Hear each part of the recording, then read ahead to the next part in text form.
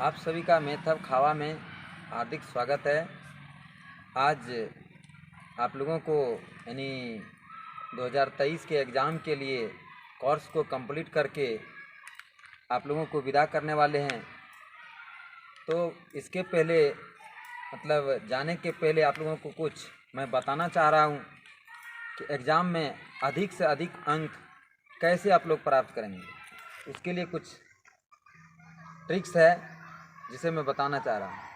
तो सबसे पहले आप लोगों को सेंटर पे जो है निर्धारित समय से पहले पहुंचना है और हॉल में जो है प्रवेश कर जाना है। निर्धारित समय से पहले जो भी समय है, फर्स्ट सीटिंग का जो भी समय है या सेकंड सीटिंग का जो भी समय है, निर्धारित एडमिट कार्ड में लिखा हुआ होगा।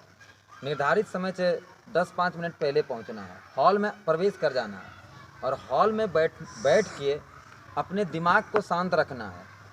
शांति बनाए रखेंगे, दिमाग किसी भी तरह का दिमाग में हलचल नहीं हो, किसी भी तरह का टेंशन नहीं हो। ये मत कभी समझना कि हम कुछ भी नहीं जानते हैं, हम कुछ भी नहीं लिख पाएंगे। ये कभी भी दिमाग में नहीं रखना है। ये हमेशा रखना कि हम सारे प्रश्नों का जवाब एकदम बेहिचक देंगे। उसके बाद जैसे प्रश्न पत्र मिलेगा, प्रश्न पत्र मिलने के बाद क्वेश्चन को बारीकी से पढ़ना है। पहले क्वेश्चन में जो निर्देश दिया रहता है, निर्देश को बारीकी से पढ़ना है कि क्या निर्देश में लिखा है, कितने प्रश्नों का जवाब किस ग्रुप में देना है। वो निर्देश को अच्छा से पढ़ेंगे। निर्देश पढ़ने के बाद एक एक क्वेश्चन को पढ़ेंगे। प्रश्न यदि पहला नंबर आप क्वेश्चन पढ़ेंगे, यदि क्वेश्चन आसान लगे तो उनको तुरंत जो है OMR शीट में रंग देंगे। लेकिन किसी भी क्वेश्चन को एक बार नहीं 3 बार पढ़ेंगे, कम से कम 3 बार आप पढ़ेंगे क्वेश्चन और उसके ऑप्शन को यानी आंसर को, कि यही हमारा सटीक आंसर है। उसमें कहीं भी कोई तरह का दिक्कत नहीं कि ये आंसर में कन्फ्यूज है। यदि कन्फ्यूज लगता है उस क्वेश्चन को छोड़ देना है, उससे आगे क्वेश्चन को टच करना है। और यदि लगे कि नहीं ये कन्फर्म यही है तो उसको रंग देना है। ठीक है। एक दूसरी बात ध्यान में क्या रखना है कि क्वेश्चन में जो ऑप्शन रहता है, एक ही टाइप के 2 ऑप्शन होते हैं, किसी में हर्षिकार है तो किसी में दीर्घिकार है। तो कभी कभी उसमें आप लोग मिस नहीं कीजिएगा। सही आंसर हर्षिकार वाला होगा तो हर्षिकार वाला देना। जैसे कुछ होता है ना, कुछ अक्षर में हर्षिकार है, जैसे बिजली है तब बहुहर्षी होता है, तब ये नहीं कि बहुदीर्घी वाला दे देना है। उदाहरण बताए तो इस तरह भी होता है। कहीं कहीं जैसे माइनस प्लस में, गणित में भी आपका आंसर आ रहा माइनस, आप ध्यान नहीं दिए, दे दिए आंसर प्लस वाला। -3 है तो +3 वाला रंग दिए। तो इस बात का भी ध्यान रखना है, बारीकी से इसे देखना है। और जैसे आंसर आपका A आया तो OMR में आप A रंग रहे हैं कि नहीं, इस बात का भी ध्यान होना चाहिए कि हम A ही रंग रहे हैं। ये नहीं कि A है आंसर, वहाँ आया A, हम जान रहे हैं A होगा, रंगने के समय B रंग दिया, तो वो भी आपका एक नंबर चला जाएगा। और 1 नंबर का बहुत बड़ा महत्व होता है। 1 नंबर जो है लोगों को बड़े बड़े नौकरी में नहीं जाने देता है। 1 नंबर से आप जो है नौकरी से हट जाएंगे। 1 नंबर आपका रिजल्ट जो है फर्स्ट भी करा सकता है, फेल भी करा सकता है, कुछ भी करा सकता है। इसलिए 1 नंबर का बहुत बड़ा महत्व होता है। इसलिए 1 नंबर को भी जाने नहीं देना है, 1 नंबर भी मिस नहीं होना चाहिए। अब है कि 1 नंबर क्वेश्चन को हम देख लिए, बन गया तो ठीक, नहीं तो अगला क्वेश्चन टच करो। अगला देखो, वो बन गया तो ठीक है, नहीं बना तो तीसरा क्वेश्चन देखो। लेकिन भारी क्वेश्चन जब रहे, जैसे जो नहीं बन रहा तो उस पर दिमाग नहीं लगाना है, क्योंकि 50 क्वेश्चन ही रंगना है। ऑब्जेक्टिव जिसमें 100 ऑब्जेक्टिव है तो 50 ही रंगना है। क्वेश्चन तो 100 है, हम क्यों उसमें समय बर्बाद करेंगे। हम जस्ट आगे वाले क्वेश्चन को मैंने बढ़ते जाएंगे और बढ़ते बढ़ते क्या करना है, देख लेना है कि हमारा 50 पूर गया तो छोड़ देंगे। ठीक है, गिनती भी करते जाना है कि हमारा 50, 1 नंबर देखे नहीं हुआ 2 नंबर चले गए, 2 नंबर नहीं हुआ 3 नंबर देख रहे हैं, 3 नंबर क्वेश्चन को पढ़ रहे हैं, उसके ऑप्शन को देख रहे हैं, सही है कि हमारा कौन सा ऑप्शन सही हो रहा है। जान रहे हैं तो उसको रंगेंगे, नहीं जान रहे हैं तो आगे बढ़ेंगे। इस तरह से 100 में 100 क्वेश्चन को आप देखिएगा। उसके पहले यदि आपका 50 पूर जाता है तो बस बंद कर दीजिएगा, 50 ही आपको रंगना है। तो इस प्रकार से क्या होगा, आपका मैंने जल्दीबाजी में हो जाएगा, दिमाग आपका जो है नर्वस नहीं होगा। अब है सब्जेक्टिव। सब्जेक्टिव में भी निर्देश को पढ़िएगा कि किस ग्रुप में कितना क्वेश्चन का आंसर देना है। जैसे 30 रहेगा 2 नंबर, तो उसमें 15 का ही जवाब देना है, तो उसमें से भी 1 नंबर क्वेश्चन को पढ़िए आसान लगे तो उसे लिख दीजिए, आसान नहीं लगे तो छोड़ दीजिए। दूसरा नंबर क्वेश्चन पढ़िए, जो आप बिल्कुल जानते हैं कि हम एकदम धड़ल्ले से इसको लिख सकते हैं, तनिक भी नहीं फंसेंगे, उसी क्वेश्चन को टच करना है। फिर आगे बढ़ना है, आगे बढ़ना है, देखना है कि वो बन जाएगा, ठीक है, नहीं बनेगा तो आगे जाना है, ठीक है। तो इस तरह से वहाँ पर भी चुन चुन के क्वेश्चन को लिखना है, 15 क्वेश्चन का जवाब देना है। उसी तरह फिर दीर्घ उत्तरीय में करना है, यानी जो आसान लगे, जो बन जाए, उसी में समय लगाना है, ये नहीं कि पछड़ना है। हाँ, अब मान लिया जब 15 क्वेश्चन का जवाब हम नहीं दे पाए, ठीक है, आसान में से सब चुना के 12 क्वेश्चन का जवाब दिए, 3 बच गया, तो अंत में जो समय बचेगा तब फिर 3 में भिड़ो, उसको देखो, बनाओ, बनाने का प्रयास करो, बनेगा, निश्चित बनेगा, अंत में बन जाएगा। लेकिन शुरुआती दौर में यदि पहला क्वेश्चन में उधरा गए, दूसरा क्वेश्चन में उधरा गए, तो पीछे का भी क्वेश्चन जो है भूल जाओगे, ठीक है। और सबसे बड़ी बात है हिम्मत, हिम्मत को नहीं हराना है, हिम्मत से ही युद्ध को जीता जाता है, ठीक है। तलवार के बल से युद्ध को नहीं जीता जाता, हिम्मत के बल से युद्ध जीता जाता है, हथियार के बल पर युद्ध नहीं जीता जाता है। इसलिए हिम्मत होना चाहिए कि नहीं, हम जो है इतना क्वेश्चन को लिख देंगे, हिम्मत नहीं हारना चाहिए। एक क्वेश्चन नहीं लिख पाए, अगला क्वेश्चन टच करेंगे।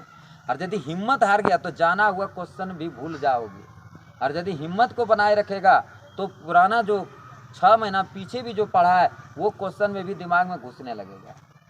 अब रहा कि सारे प्रश्नों को हल कर ही देना है, छोड़ना नहीं है, एक भी क्वेश्चन को नहीं छोड़ना। अब मान लिया जाए समय नहीं है, या कुछ क्वेश्चंस ऐसे हैं जिसका आंसर हम पूरा नहीं जानते, तो वैसे क्वेश्चन में 1 लाइन 2 लाइन जो याद है उसको भी लिख दीजिए, तो उसमें भी आपको नंबर मिलेगा।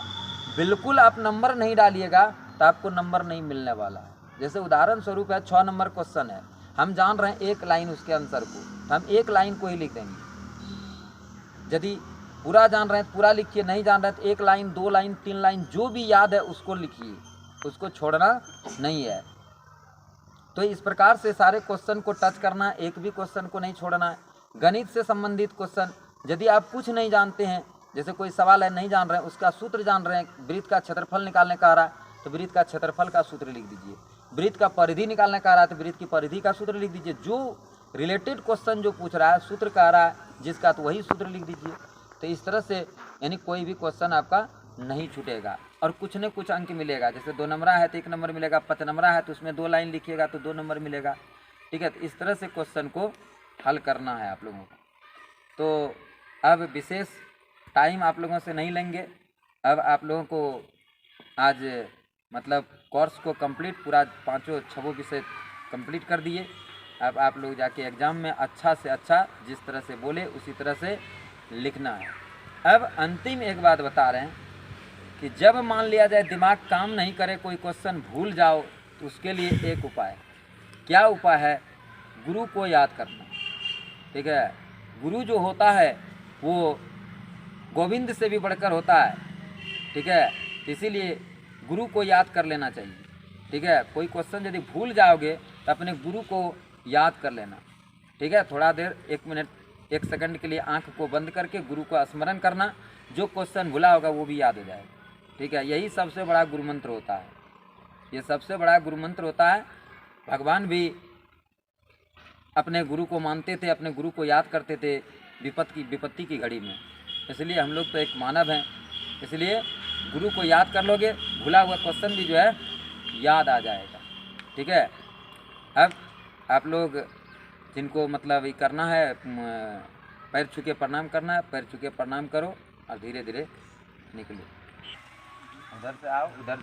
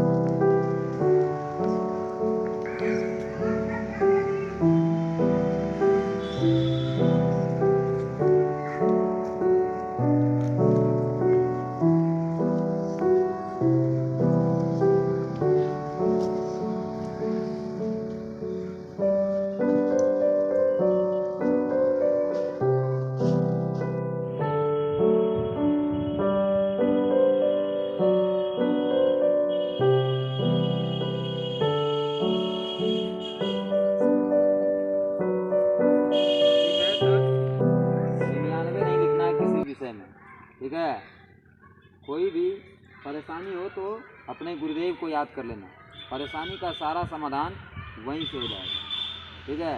लेकिन घमंड नहीं करना कि हम पूरा जानते हैं और हम 100 में 100 लिख के आएंगे, ऐसा घमंड किसी के मन में नहीं होना चाहिए। सिर्फ अपना भगवान का नाम लो, गुरुदेव का नाम लेके और चल दो, सारा काम जो है सफल हो जाएगा। 100 में 100 लिख के निश्चित आएगा, इसमें कोई दो मत नहीं है, ठीक है। इतना के बाद ही आप लोगों को विदा करते हैं। अब आप लोग बढ़िया रिजल्ट लेके आगे की ओर मतलब पढ़ाई को जारी रखेंगे, ठीक है। जय हिंद, जय भारत।